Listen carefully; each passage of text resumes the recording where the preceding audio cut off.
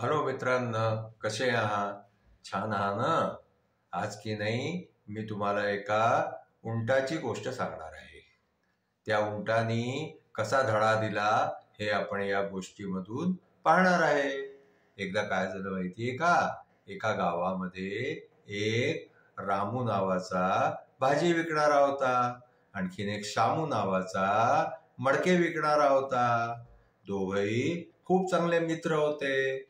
एक दिवस काय झालं की दोघांनी विचार केला की आपल्याला बाजारापर्यंत आपलं सामान घेऊन जायसाठी खूपच मेहनत करावी लागते, म्हणून आपण एक उंट विकत घेऊया.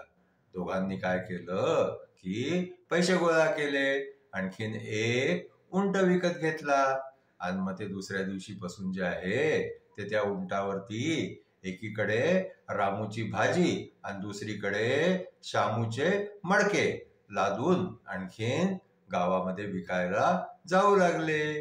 एक दिवस काय झालं माहितीये का?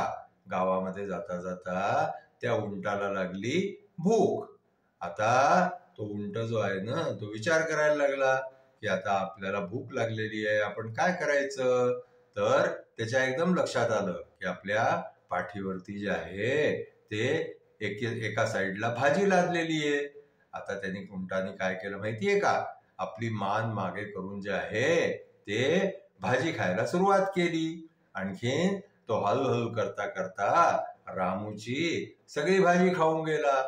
आता काय झालं की हे सगळं शामू पाहून राहिला होता, पण शामूने विचार केला की आता रामूची भाजी खाऊन राहिलाय, आपल्याला काय करायचंय? खाऊ द्यायला.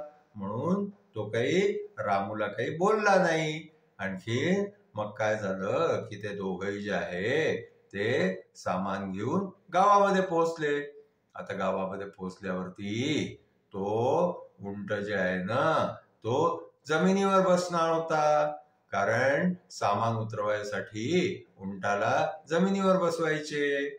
आता काय झालं की एका साईडची उंटाने भाजी खाऊन घेतल्यामुळे दुसऱ्या साईडला जे माठ होते ना ठेवलेले, जे मटके होते ठेवलेले, तर ती साईड भारी होती. म्हणून उंट जो आहे ना, तो भारी साईडला बसायला गेला आणि तो जसा खालती बसला तसं उंटाच्या वजनाने जे आहे ते शामूचे सगळे माठ फुटून गेले. आता शामूचंही नुकसान होऊन गेलं. इकडे येताना जे आहे तो उंट रामूची भाजी खाऊन राहिला होता, तर रामूचं नुकसान झालं.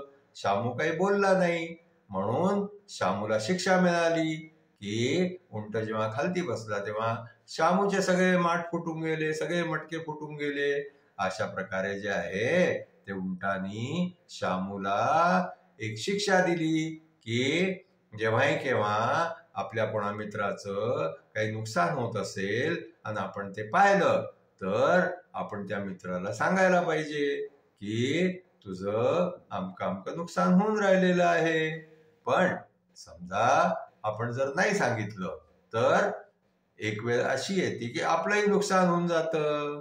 अशा प्रकारे जे आहे ते शामूचंही सगळे माठ फुटून आणखीन नुकसान झालं. आजची आपली गोष्ट इथेच संपली. आता आमची गोष्ट तुम्हाला पसंत आली असल्यास तुम्ही आमच्या चॅनलला लाईक करा, शेअर करा, सबस्क्राईब करा. Thank you.